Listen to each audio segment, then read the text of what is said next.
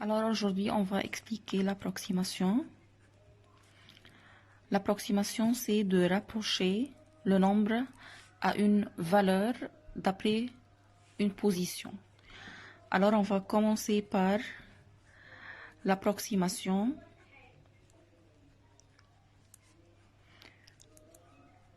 à une dizaine près.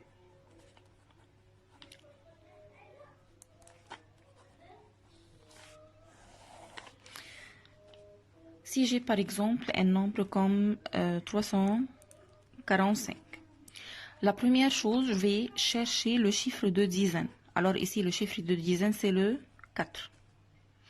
Je vais regarder le chiffre qui le précède, c'est-à-dire la position plus petite. Ici, c'est le chiffre des unités. Alors, ici, le chiffre des unités, c'est 5. Si le chiffre des unités est entre 0 et 4, c'est-à-dire 0, 1, 2, 3, 4, le chiffre de dizaine va rester comme il est. Et le chiffre des unités, on va le remplacer par un 0. Si le chiffre des unités est entre 5 et 9, 5, 6, 7, 8, 9, dans ce cas, on va ajouter 1 au chiffre de dizaine et on va remplacer le chiffre des unités par un 0. Alors ici, j'ai 5 et on a dit 5 ou plus grand, on va ajouter 1 au chiffre de dizaine. Alors j'ai 350. Je répète, si j'ai dans le chiffre des unités un nombre 5 ou plus grand, alors je vais ajouter 1 au chiffre de dizaine et le chiffre des unités, je vais le remplacer par un 0.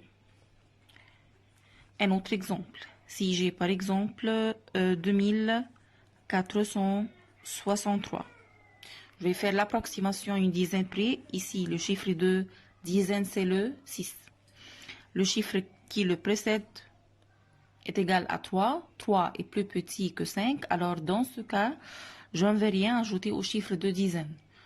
Le chiffre de dizaine va rester comme il est.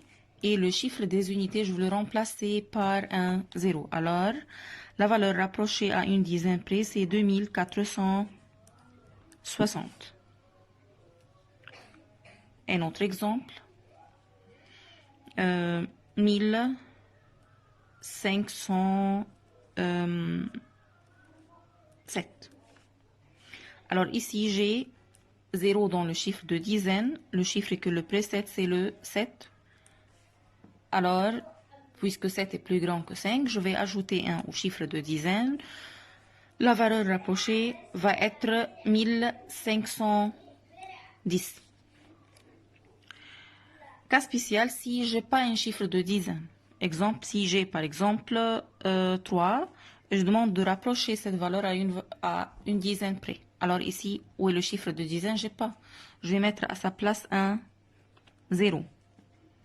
Maintenant, j'ai 3 dans le chiffre des unités. Il est plus petit que 5, alors je ne vais rien ajouter, alors c'est égal à 0. Si j'ai par exemple 8, alors ici j'ai 0 aussi dans le chiffre de dizaine. Le chiffre qui le précède est égal à 8, plus grand que 5. Je vais ajouter 1, alors égal à 10. Si j'ai un nombre décimal comme 254,35, voilà le chiffre de dizaine. Je vais regarder le chiffre qui le précède. C'est 4, plus petit que 5. Je ne vais rien ajouter au chiffre de dizaine. Et la partie décimale, on va aussi la remplacer par des zéros. Alors, 250,0, mais cette partie n'a pas de sens. Ça n'a pas de sens de mettre un 0 après la virgule.